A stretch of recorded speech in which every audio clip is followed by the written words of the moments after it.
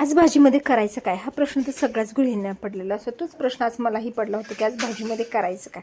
चला म्हटलं आज भज्याची आमटी बनवूया. त्यासाठी मी ते 1 वाटी बेसन पीठ, अर्धा चमचा जिरे, अर्धा चमचा ओवा, थोडीशी हळद, चवीपुरतं मीठ आणि कोथिंबीर टाकून हे पीठ आहे ना छान 5 ते 10 मिनटं भिजण्यासाठी ठेवलेलं आहे.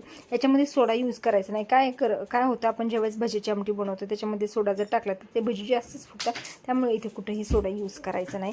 इथे वाटणाची तयारी करून घेऊया. तोपर्यंत आपण इथे 2 कांदे, खोबरं, कोथिंबीर, आलं, लसूण घेतलेले. मी कांदा आणि खोबरे ना छान ब्राऊन कलर येईपर्यंत तेलामध्ये छान भाजून घ्यायचं आणि 5 ते 10 मिनटासाठी हे ना वाटण गार व्हायला ठेवायचं. गार झालं कीच वाटायचं, कारण गरम गरम जर हे आपण वाटून वाटलं तर याची चव वेगळी लागते. आणि गार झाल्यावरती आपण वाटलं की याची चव वेगळी लागते. छान पेस्ट करून घ्यायची मिक्सरच्या भांड्यामध्ये टाकून.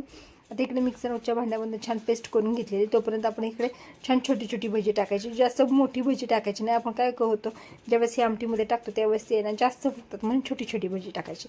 आता इकडे कढईमध्ये मी 2 चमचे तेल, थोडीशी जिरी मोहरीची फोडणी दिली आणि हे वाटण आहे छान त्याच्यामध्ये टाकून छान परतून घ्यायचं. ह्या वाटणाला तेल सुटलं कीच ना आपल्याला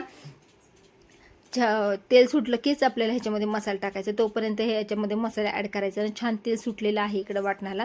आता ह्याच्यामध्ये मी घरचा एक चमचा काळा मसाला टाकलेला आहे, थोडीशी हळद टाकलेली आणि आता याला पण आहे ना आपल्याला छान तेल सुटून द्यायचं. छान तेल सुटलं की यायचं ना, इकडे बघ किती छान तेल सुटलेले. छान तेल सुटलं की आपल्याला याच्यामध्ये 1 ग्लास आहे ना पाणी टाकायचं. आता ह्याला छान उकळी सुटली की आपल्याला याच्यामध्ये भजी टाकून द्यायची. करायला जेवढी सोपी तेवढीच खायला चविष्ट ही रेसिपी आहे, अगदी सोपी आहे.